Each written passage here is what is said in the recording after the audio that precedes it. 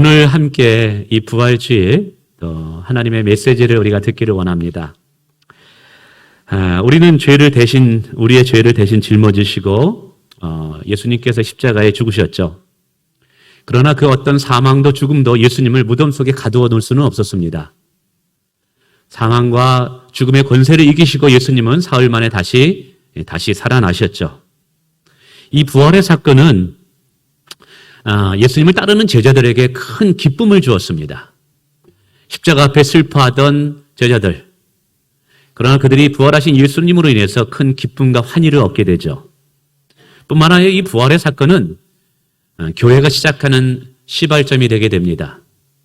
두려워 떨고 있는 제자들로 하여금 이 부활의 사건은 이제 담대하게 세상에 나가서 예수의 부활의 복음을 증거하는 공동체로 변화되게 되죠. 뿐만 아니라 2000년이 지나도록 교회는 수많은 핍박과 박해를 받으면서도 여전히 세상에 굴하지 않고 복음을 증거하는 영적인 공동체가 되었습니다. 이것도 예수의 부활로 가능했던 것이죠. 지금도 북한에는 수많은 우리의 동포들이 믿음을 지킨다는 이유만으로 박해와 때로는 목숨을 잃어버리는 아주 비참한 일들 가운데 직면하고 있습니다. 그러나 그분들도 사실은 부활의 주 예수 그리스도를 바라보면서 인내하는 삶을 살아가는 것이죠. 신앙을 포기할 수 없는 것이죠. 그래서 바울 사도가 이야기한 것처럼 우리 가운데 부활이 없다면 우리의 신앙은 헛된 것이고 우리의 믿음은 아무것도 아니라는 것이에요. 예수 그리스도의 부활이 없다면 오늘 저와 여러분이 이 시간에 예배를 드리고 하나님 앞에 헌신하는 이 모든 것이 다 거짓이고 잘못됐다는 거예요. 그래서 세상에서 가장 불쌍한 자는 우리들이 될 수 있다는 사실입니다. 그러나 부활이 있기 때문에 예수 그리스도의 다시 사심이 있기 때문에 오늘 우리는 이 땅 가운데 끝까지 믿음을 지킬 만한 이유가 있는 줄을 믿습니다. 그래서 이 기독교에 있어서 예수 그리스도의 십자가 사건과 부활의 신앙은 아주 그 교회를 지탱하고 우리의 신앙을 지탱하는 두 가지의 큰 주춧돌이 되게 됩니다. 신앙의 근간을 이룬다라는 것이죠. 그래서 예수 그리스도의 십자가의 죽음이 하나님의 구원의 사건이라고 말할 수 있는 것은 예수의 부활 때문입니다. 만약에 예수님께서 부활하지 않았다면 예수님의 십자가의 죽음은 한낱 인간, 죄인의 죽음에 지나지 않았을 것입니다. 예수께서 부활하지 않았다면 그분이 이 땅 가운데 사역을 하면서 우리에게 하신 모든 말씀은 우리가 지킬 필요가 없게 됩니다. 그러니까 십자가의 구원의 사건이 진정한 구원의 사건이 될 수 있었던 이유는 예수 그리스도의 부활의 사건 때문이었다는 사실이죠. 그래서 저는 성경을 공부하고 가르칠 때 예수 십자가의 사건을 굉장히 중요하게 여기고 동시에 부활의 사건을 굉장히 중요하게 여깁니다. 그래서 제자훈련을 받은 분들은 아시겠지만 제가 예수 그리스도의 부활의 역사성을 굉장히 많이 강조합니다. 진짜 예수님은 실제적으로 역사적으로 다시 살아나신 줄을 믿습니다. 그래서 어떻게든지 저는 이 예수의 부활에 대한 실제성, 역사성을 가르치기 위해서 변증법이나 다양한 방법으로 이렇게 가르치고 소개하죠. 감사하게도 성도분들은 말씀을 양육받으면서 예수의 부활을 마음으로 받아들이게 됩니다. 그리고 부활하신 예수 그리스도를 믿겠다고 신앙 고백을 하게 되죠. 근데 여기까지는 좋습니다. 근데 성경 공부를 끝나고 나서 좀 시간이 지난 다음에 제게 또 다른 고민이 하나 생기게 되었습니다. 목회자의 고민이죠. 성경 공부를 통해서 부활하신 예수님을 인정하고 믿는다고 했는데 삶은 잘 변하지 않는 거예요. 이전과 같이 여전히 염려하고 두려워합니다. 부활의 주 예수 그리스도를 믿는다고 하는데 여전히 술을 가까이 하고 폭언과 분노로 사람들을 대합니다. 부활의 주님이 제자들에게는 굉장한 기쁨과 소망을 가져다 주었음에도 불구하고 여전히 성도들 중에는 냉랭한 가슴으로 신앙생활하는 분들이 계시더라는 거예요. 제자들은 예수 부활의 이야기를 들었을 때 그리고 이것을 부활의 주님 만났을 때 밖으로 뛰쳐나가서 예수님은 부활하셨다, 핍박을 받는다 할지라도 부활의 증인의 삶을 살았습니다. 근데 부활에 대해서 이야기하고 부활에 대해서 동의했음에도 불구하고 세상 사람들을 만났을 때 예수 그리스도께서 부활하셨습니다, 다시 사셨습니다라는 이야기를 담대하게 하지를 못해요. 그래서 제가 다시 묻습니다. 정말 예수님의 부활을 믿으시나요? 예, 믿고 말고요. 그런데 삶이 잘 안 변해요. 여전히 가슴에 기쁨과 부활의 평안이 없어요. 염려와 불안과 두려움 속에서 그렇게 살아가고 있어요. 믿지 않는 자들과 별반 다를 바가 없이 살아가고 있어요. 여러분, 무엇이 문제인가요? 성경의 가르침이 잘못인가요? 예수 그리스도의 부활이 가짜일까요? 우리가 정말 거짓에 섞고 있는 것은 아닌가요? 만약 이렇게 설명하게 되면 지금까지 부활하신 예수님을 만나서 그 인생들이 변화된 수많은 믿음의 사람들에 대해서 설명할 길이 없는 거예요. 수천 년 동안 교회가 핍박을 받으면서도 끝까지 지금까지 복음의 증인의 삶을 살 수 있었던 것을 설명할 길이 없어요. 그러니까 분명히 예수님은 부활한 거예요. 다시 살아나신 거예요. 근데 왜 그것이 우리의 삶에 능력으로 나타나지 않고 왜 우리의 삶의 기쁨과 소망과 삶의 변화로 나타나지 않을까? 이 목사가 시원찮아서 그런 건가? 이게 뭐 때문에 그런 건가? 문제가 어디 있단 말인가? 이 고민하지 않을 수 없다는 사실이죠. 아마 여기 계신 분들에게 제가 한번 예수는 부활하셨습니다. 이것을 믿으십니까? 그러면 대부분 아멘 하실 거예요. 그럼 솔직하게 정직하게 여러분의 내면을 들어봐 보세요. 부활의 기쁨이 있나요? 예수 그리스도의 부활이 여러분의 삶에 어떤 영향력을 끼치고 있기는 하는 건가요? 예수의 부활이 나의 삶에 정말 변화를 가져오는 원인이 되고 있는가요? 죽음 앞에서도 두려워하지 않을 수 있는 담대한 삶을 지금 살고 있는가요? 핍박 앞에서도 예수는 부활하셨다라고 담대하게 외칠 수 있는 담대함이 있으신가요? 없다면 뭐가 문제인 거죠, 이게? 고민하지 않을 수 없다는 것이죠. 이런 고민은 저로 하여금 몇 가지 질문을 하게 만들었습니다. 우선 예수의 부활을 믿는다고 말하면서도 왜 예수의 부활이 성도의 삶의 능력과 기쁨과 소망이 되지 못할까? 예수의 부활의 사건은 엄청난 놀라운 역사적 사건인데 왜 그 부활을 믿는다고 하면서도 그 부활이 우리의 삶에 영향을 끼치지 못하는 것인가? 라는 질문이죠. 물론 이런 질문에 대해서 우리는 그 대답을 성경 안에서 찾아야만 됩니다. 사도행전 19장에 보니까 이런 내용이 있습니다. 바울 사도가 에베소에서 복음을 증거하게 됩니다. 예수 그리스도의 부활을 이제 선포하게 되죠. 이제 바울 사도는 부활의 능력으로 사역을 하다 보니까 귀신이 쫓겨나가게 돼요. 우상과 부족들이 불에 태워지게 되고 말씀의 부흥을 통해서 수많은 사람이 회개하고 예수 그리스도께 돌아오게 됩니다. 영적인 부흥운동이 일어났다는 것이죠. 그런데 이것을 가만히 지켜보았던 유대인의 제사장 스게와라는 사람의 7 아들이 있었는데 이 바울을 시기하게 됩니다. 바울을 부러워하게 됩니다. 그래서 이 7 아들이 바울처럼 귀신을 들리는 자를 향해서 외칩니다. 예수의 이름으로, 부활하신 예수의 이름으로 명하노니 귀신은 쫓겨날지어다. 근데 이게 웬일입니까? 악귀에 들린 그 사람이 이렇게 말하는 것입니다. 나는 예수도 알고 바울도 아는데 너는 누구냐? 그러면서 이 7 아들들 가운데 올라타 옷을 찢어버리고 온몸을 상하게 합니다. 그래서 7 아들이 겁을 먹어서 도망치는 사건이 나옵니다. 여러분, 악귀가 부활하신 예수와 부활의 권능을 누리는 바울을 안다고 했습니다. 근데 이 7 아들을 향해서는 뭐라 그러느냐? 너희는 누구냐라고 반문하고 있다는 거예요. 근데 이 7 아들이 부활에 대해서 이야기했거든요. 근데 그게 통하지 않는 거예요.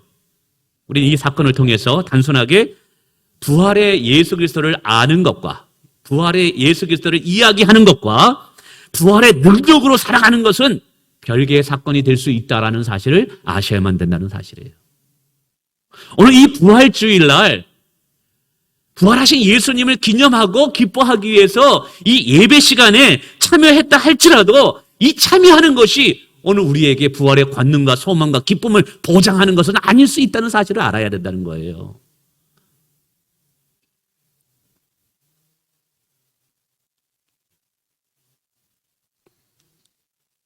그러면 두 번째 질문을 하게 되죠. 그러면 우리가 예수 부활의 능력을 체험하면서 증인으로 살아갈 수 있는 비결이 무엇이냐라는 것이죠. 이 질문도 성경 속에서 대답을 찾아야만 됩니다. 사실 예수 그리스도의 제자들은 예수님께서 십자가에 못 박혀 죽으셨을 때 무덤에서 예수님을 찾았습니다. 그러니까 두렵죠. 오늘도 예수 그리스도를 무덤에서 찾는 자는 두려움에 살아갈 수밖에 없어요. 교회 신앙생활 한다 할지라도요. 근데 이들이 부활하신 예수 그리스도를 만나게 됩니다. 부활하신 예수님이 제자들에게 찾아오신 것이죠. 그러자 이 두려움에 떠는 자들이 나중에 사도행전에 들어가서 굉장한 능력의 사람으로 이들의 삶이 변화됩니다. 죽음도 두려워하지 않는 정말 일당백의 그리스도인으로 변화됩니다. 이 사도행전을 살펴보면 이 제자들의 변화에는 크게 두 가지의 이유가 있었습니다. 하나는 실질적으로 부활하신 예수님이 제자들 앞에 나타나신 거예요. 그러면서 자신의 몸을 보이면서 부활한 자신의 몸을 만져보라라고 말씀하신 거죠. 제자들은 부활하신 예수님을 직접 만난 거예요. 두 번째는 사도행전 2장에 가서 성령의 충만함을 오순절에 받게 됩니다. 이 두 가지 사건이 겁 많고 두려웠던 제자들을, 염려가 많고 근심이 많았던 제자들을 전혀 새로운 제자들로 변화시키는 아주 결정적인 이유가 되게 됩니다. 자, 그러면 첫 번째로 직접 제자들은 부활의 주를 만났다라는 것이죠. 그래서 이들은 슬픔이 기쁨으로 변화되었습니다. 근데 문제는 오늘 우리는 부활하신 예수님을 직접 손으로 만져볼 수 없다라는 게 문제죠. 이게 우리의 한계입니다. 그러면 우리는 제자들처럼 예수의 부활의 권능을 경험할 수 없단 말인가? 라는 질문이 되게 되죠. 이에 대해서 요한복음 20장 29절에 예수님이 이렇게 말씀하십니다. 너는 나를 본 거로 믿느냐? 보지 못하고 믿는 자들은 더 복되도다. 여러분, 이 말씀이 무슨 의미입니까? 지금 예수님은 부활하셔서 제자들과 40일 동안 함께 하나님 나라의 비밀을 가르치고 그리고 하늘로 승천하셔서 하나님 보좌 우편에 계십니다. 그래서 우리는 예수님이 다시 오시는 그날까지 예수님을 부활한 몸을 만져볼 수 없습니다. 그분을 직접 대면할 수 없음에도 불구하고 부활의 주를 믿는 역사들이 우리 가운데 일어날 수 있다라고 요한복음 20장 29절은 말하는 거예요. 여러분, 이것이 어떻게 가능할까요? 우리 안에 성령이 오시게 되면 가능한다는 거예요. 이것을 요한복음 14장에서 그렇게 얘기하고 있는 거예요. 부활의 주님을 만져보지 못한다 할지라도 성령을 통해서 우리는 만져보는 것 이상으로 부활의 능력을 경험할 수 있고 부활의 주님과 동행하는 삶이 가능하다라는 거예요. 그러므로 우리가 부활의 주님을 만져보지 않아도 우리는 부활의 능력으로 살아갈 수 있기 때문에 이 첫 번째 이거는 문제가 되지 않습니다. 자, 두 번째, 제자들이 변화된 가장 큰 이유 중에 하나가 성령의 충만함을 받았어요. 성령이 그들 가운데 각 사람 위에 권능으로 임하게 됩니다. 사도행전 2장에서 나오게 되죠. 부활하신 예수님께서 40일 동안 제자들과 함께 하면서 제자들아, 너희들이 부활한 나를 만져보고 나랑 같이 식사도 했지만 아직은 때가 아니다. 너희가 하늘로부터 오는 권능을 받기 전까지 이 성에 유하라라고 이야기합니다. 그래서 예수님은 승천하시죠. 그리고 21일 동안 힘껏 제자들이 기도합니다. 그리고 마침내 사도행전 2장에서 성령이 오시게 됩니다. 이때 제자들은 예수님을 더 이상 만질 수 없었어요. 예수님을 대면할 수 없었어요. 예수님의 육신은, 부활한 육신은 제자들과 함께 하지를 못했어요. 그럼에도 불구하고 성령을 통해서 제자들은 자신들 안에 계신 부활의 주님을 24시간 느낄 수 있었고 인지할 수 있었다라는 것이죠. 여러분, 이게 중요합니다. 이것이 제자들이 변화된 삶의 동력이었다는 사실이에요. 그래서 우리는 이 모습을 통해서 고민하여 던진 질문에 대한 대답을 찾을 수 있을 것 같습니다.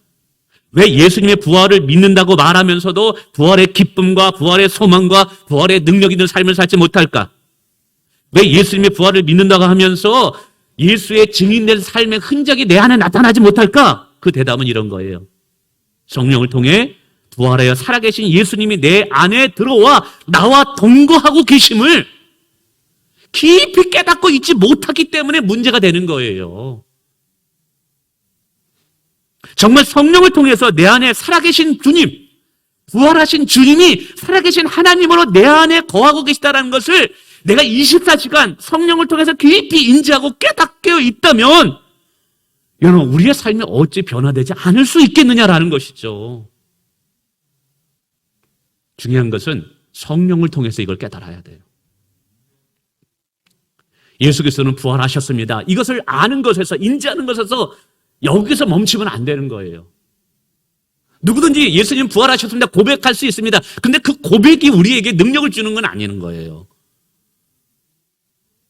정말 부활하신 그 살아계신 하나님이 내 안에 들어와 나와 지금 동거하고 있다는 것을 24시간 성령을 통해서 깊이 깨달을 때, 그걸 잊지 않고 늘 인지하며 살아갈 때 내 안에 계신 예수 그리스도로 말미암아 부활의 능력과 부활의 기쁨을 내가 경험할 수 있는 거예요. 아멘? 이게 중요합니다. 한번 생각해 보세요. 정말 이게 저의 경험이에요. 야, 예수님 부활하셨네? 근데 그 부활하신 예수님이 성령을 통해서 내 안에 지금 위대한 만왕의 왕, 만유의 주가 되시고 마지막 날 말씀으로 온 세상을 심판하신 그 위대한 하나님이 지금 내 안에 들어와 계셔. 실제로 나와 동거하고 계시네? 여러분, 이걸 인지하고 늘 깨달으며 살아갈 때 어찌 안에 내 안에 술을 부어 넣을 수 있냐 이 말이에요. 어찌 안에 내가 방탕함과 죄를 즐기며 살 수 있겠느냐 이 말이에요. 사람들이 왜 입술로는 예수님 부활하셨다라고 이야기하면서 삶의 변화가 나타나지 않고 여전히 세상에 취하고 죄에 취하고 방탕함에 취하는 이유가 무엇입니까? 간단해요. 성령을 통해서 부활하신 그 예수 그리스도가 살아계신 하나님으로 내 안에 계시다는 것을 깊이 인지하고 있지 못하기 때문에 그런 거예요. 깊이 그것을 깨닫고 있지 못하는 거예요. 그래서 우리는 기도해야 돼요. 성령을 구해야 돼요. 성령님, 내 안에 부활한 주님이 지금 나와 동거하고 있음을 깊이 깨닫는 자가 되게 하옵소서. 내 안에 사망 권세를 이기신 예수 그리스도가 나와 함께 거하고 있고 나와 함께 살아가고 있다라는 것. 할렐루야. 성령을 통해서 이것만을 깨달을 수 있어요. 이것을 깨닫게 하시는 분이 성령님이에요. 여러분, 서점에 가면 자기 개발서가 얼마나 많은 줄 알아요? 사람들은 자기 개발서를 읽고 어떻게 평안과 삶이, 그러나 여러분, 자기 개발서 가지고는 삶이 바뀌지 않아요. 세상적인 지식과 인간의 지혜 가지고는 안 돼요. 오늘 우리는 실제적으로 살아 역사하시는 부활의 주님과 동행하고 있다라는 여러분, 성령을 통한 이 믿음만이 우리를 변화되는 하는 삶으로 이끌어갈 수 있다는 사실이에요. 제가 그렇다고 해서 여러분 이 성경의 지식과 교리를 무시하는 건 아니에요. 근데 여러분 이걸 구분하실 수 있어야 돼요. 성경을 통해서 부활하신 예수님을 우리가 만나게 됩니다. 교리의 공부를 통해서 부활하신 예수님에 대해서 소개를 받으면서 그분을 향해서 내가 마음을 열게 됩니다. 그러나 여러분 잘 들어보세요. 이걸 또 신학적으로 목사님 문제가 있다 이렇게 얘기하지 마시고, 성경적인 이해와 교리는 우리의 믿음의 대상이 아니에요. 이 교리는 살아 역사하시는 예수님을 알게 하고 깨닫게 하고 그 살아계신 예수 그리스도를 내 마음에 모시도록 받아들이게 하는 통로의 역할인 거예요. 근데 사람들은 실제적으로 부활하셔서 살아 역사하시는 그 예수님을 신뢰하고 믿는 것이 아니라 이 성경에서 가르치는 단순히 방법이죠. 통로이죠. 그 문자를 가지고 믿는다고 내가 부활의 주님을 믿고 있다고 생각하고 있다는 사실이에요. 이게 지식적인 정보의 한계라는 거예요. 물론 이 성경이 있어야지, 교리가 있어야지 부활의 주님을 올바로 만날 수 있습니다. 그러나 이거는 과정이고 통로라는 거예요. 여기에 우리의 눈이 집중되어 있으면 안 되는 거예요. 우리가 성경을 공부해야 돼요. 그러나 거기에 우리의 눈이 집중되어 있는 것이 아니라 성경을 통해서 말씀하고 약속하신 실제적으로 부활하신 예수님께 우리의 눈이 집중되어 있어야 된다는 사실이에요. 그분은 오늘도 인격을 가지신 분, 문자로 있는 분이 아니라는 거예요. 오늘도 살아계신 분, 오늘 저와 여러분을 살아계셔서 여러분의 기도에 응답하실 수 있는 진짜 살아계신 그분, 그분을 묵상하시고 그분과 동행하고 여러분 그분을 사랑해야만 된다는 사실이에요. 그렇지 아니하면 우리의 부활의 신앙은 그냥 부활의 신앙으로 화석화돼 버리고 굳어져 볼 뿐이에요. 우리의 삶에 영향을 주지를 못해요. 여러분, 그래서 여러분 이 시간에 집중하시길 바랍니다. 지금 내 안에 죽음과 사망 권세를 이기신 살아신 하나님 그 자신이 성령을 통해서 지금 내 안에 들어와 계십니다. 나와 동거하고 계십니다. 아멘. 그분께 집중하세요. 그분을 바라보시고 그분을 기뻐하세요. 정말 중요한 거는 그 예수 그리스도를 진짜 기뻐하세요. 그냥 문자적인 그 예수 그리스도가 아니라, 누군가로부터 들은 예수 그리스도가 아니라 오늘도 살아계셔서 우리를 도우실 수 있는, 여러분 그 예수 그리스도를 기뻐하시기 바랍니다. 거기에서부터 부활의 변화와 능력이 우리의 삶에 나타나게 되는 거예요. 자, 그러면서 바울 사도는 뿐만 아니라 성경에서 우리에게 부활의 정말 주님과 이렇게 거주하게, 주님이 내 안에 거주하는 것을 동행하는 것, 이걸 깊이 인식하고 성령을 통해서 깨닫게 될 때 우리의 삶에 나타나는 모습들이 있대요. 다양하지만 시간상 세 가지로 말씀드립니다. 간략하게. 첫째는 예수의 부활의 기쁨과 평강을 누리게 된대요. 기쁨과 평강. 요한복음 16장 20절에 말합니다. 너희가 지금은 근심하나 이제 내가 다시 너희를 보리니 너희 마음이 기쁠 것이요 너 기쁨을 빼앗을 자가 없으리라. 아까도 말씀드렸지만 제자들은 예수님의 죽음 앞에서 부활을 생각하지 못했어요. 예수님을 단순히 무덤에서 찾았을 뿐이에요. 무덤에서 예수님을 찾으니까 여전히 근심이죠. 염려죠. 근데 진짜 예수님이 부활하셨네? 그러니까 이 근심이 기쁨으로 바뀌어집니다. 그리고 이 기쁨은 어느 누구도 빼앗아갈 수 없대요. 여러분, 그래서 부활하신 예수님을 우리가 정말 우리 안에 거하고 있다는 걸 깊이 깨달을 때 성령을 통해서 부활의 기쁨이 우리 안에 솟아나는 거예요. 그 부활의 기쁨이 우리 안에 충만하게 될 때 염려와 근심은 떠나가게 되는 줄 믿습니다. 내가 염려와 근심을 내가 떠나버린다고 해서 떠나는 게 아니에요. 염려하지 말아야지, 염려하지 말아야지, 염려하지 말아야지. 여러분, 그러면서 더 염려하는 게 인간이에요. 그 염려를 몰아낼 수 있는 것은 내 안에 염려를 이기게 하는 부활의 기쁨이 내 안에 솟아날 때인 줄 믿습니다. 부활의 주님과 동행할 때 이 기쁨이 우리 안에 오는 거예요. 두 번째는 평강입니다. 예수님이 부활하시고 나서 제자들에게 첫 번째로 하신 말씀이 너희에게 평강이 있을지어다 라고 말합니다. 여러분, 부활의 주님이 내 안에 나와 함께 동거하고 있음을 깊이 깨달을 때 여러분, 그 평강이 나의 마음을 지배하는 거예요. 미래에 대한 염려, 미래에 대해서 두려움, 뭐 여러 가지가 있을 수 있죠. 코로나로 인한 두려움. 그러나 세상이 주는 그 어떤 두려움도 세상을 이기신 주님이 주시는 평강을 이기지 못하는 줄 믿으시길 바랍니다. 아, 정말입니다. 만족함, 부유함. 이걸 어떻게 설명해야 될까요? 저희 지금 목사로서 설교할 때 참 한계가 느낄 때가 많아요. 제 마음에 예수 그리스도 통해서 성령을 통해서 누리는 이 마음의 그 부유함의 감정을 어떻게 표현해야 될까? 이걸 언어의 한계를 느낄 때가 너무 많아요. 정말 이게 가슴을 열어서라도 보여줄 수만 있다면 이걸 한번 보여주고 싶다는 생각이 느껴요. 저는 세상 어느 것도 부럽지 않습니다. 예수님 한 분만 있으면 정말 만족하면서 기쁨으로 살아갈 수 있어요. 근데 예수님이 없으면 저의 인생은 흑암이에요. 예수님이 없으면 이거 정말 하루도 살아갈 수 없을 것 같아요. 하루도 호흡할 수 없을 것 같아요. 둘째는 부활의 능력으로 살아가는 자가 됩니다. 고린도후서 4장 7절에 우리가 이 보배를 질그려 가셨으니 이는 심히 큰 능력이 하나님께 있고 우리에게 있지 아니함을 알게 하려니라 말합니다. 바울 사도는 저와 여러분을 깨어지기 쉬운 연약한 질그시라고 표현하고 있어요. 그래요, 우리들은 깨어지기 쉽고 상처 입기 쉬운 자들이에요. 근데 이 질그릇에 무엇이 담겨 있다고요? 부활하신 주님이 우리와 동행하고 있던 것, 부활한 주님이 나와 동거하고 있다는 것을 성령을 통해서 깊이 인지하고 깨달을 때, 24시간 이걸 깨달을 때, 정말 그걸 깨달아야 돼요. 24시간 이걸 인지하고 깨달을 때 어떤 일이 일어나는 줄 아십니까? 이 고백 이후에 바울 사도가 이렇게 말합니다. 우리가 사방으로 우겨싸임을 당하여도 쌓이지 아니하며 답답한 일을 당하여도 낙심하지 아니하며 박해를 받아도 버림받지 아니하며 꺾으림을 당하여도 망하지 아니한다.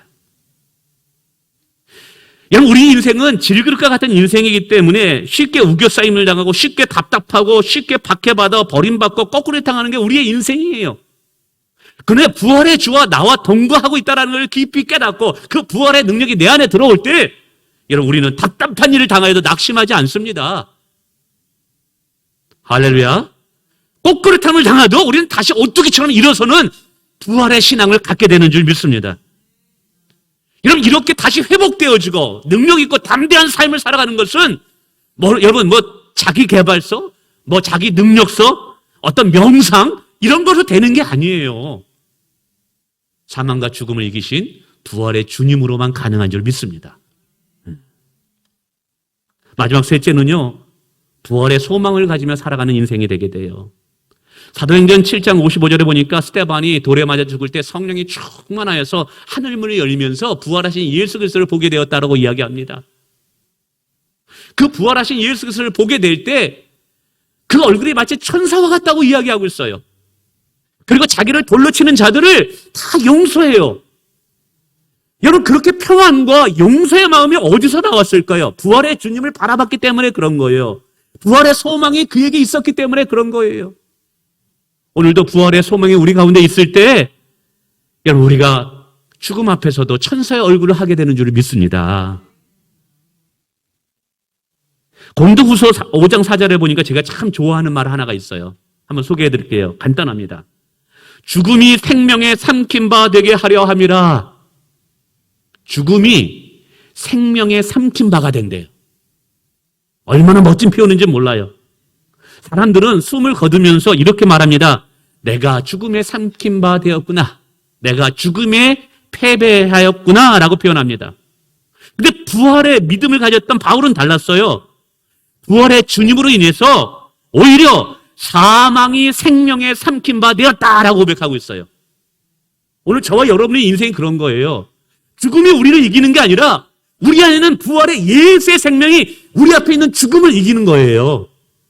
아멘. 여러분, 센 자가 약한 자를 삼켜 먹습니다. 사망이 우리를 삼키는 게 아니라 우리 안에 있는 부활의 생명이 우리 앞에 있는 죽음을 삼키게 되는 거예요. 죽음을 이기는 자가 되는 거예요. 그래서 바울 사도는 순교할 때도 원망하거나 불평하지 아니하고 오히려 순교의 기쁨과 하늘의 영광을 바라보면서 정말 아름답고 거룩하게 순교를 당하는 모습을 보게 되게 됩니다. 아무리 죽음이 강하다 할지라도 여러분, 부활의 생명을 이길 수는 없는 줄 믿습니다. 여러분, 말씀을 맺습니다. 우리는 우리의 입술뿐만 아니라 우리의 마음 그리고 우리의 삶이 변화된 것을 통해서 예수가 부활된 것을 증거하는 증인의 삶을 살아야 될 줄 믿습니다. 단순히 예수가 부활하셨습니다 라고 말만 하는 것이 아니라 내 안에 예수의 부활의 기쁨이 회복돼야 돼요. 예수의 평안이 우리 안에 들어와 있어야 돼요. 꼬꾸라지고 자빠진다 할지라도 예수의 능력으로 다시 일어서는 모습이 우리의 삶에 나타나야 돼요. 죽음 앞에서 두려워하지 않는 천국을 소망하는, 부활을 소망하는 모습을 세상 사람들에 보여주면서 우리의 삶이 간증이 되게 해야 돼요. 여러분, 그러기 위해서는 단순히 부활절 예배에 참석하는 것만으로는 안 돼요. 단순히 예수님 부활하셨다, 내 단순한 입술의 고백만으로도 안 돼요. 성령을 통해서 부활하신 예수님, 살아계신 하나님이에요. 그 살아계신 하나님이 내 안에 지금 들어와 계시고 지금 내 안에서 나와 함께 기쁨으로 동거하고 있음을 성령을 통해서 깊이 인지하고 깊이 깨달아야만 되는 거예요. 24시간 내 안에 성령을 통해서 예수 그리스도가 지금 내 안에 나와 함께 하고 있구나라는 것을 깊이 진짜 인지하고 깨닫는 것.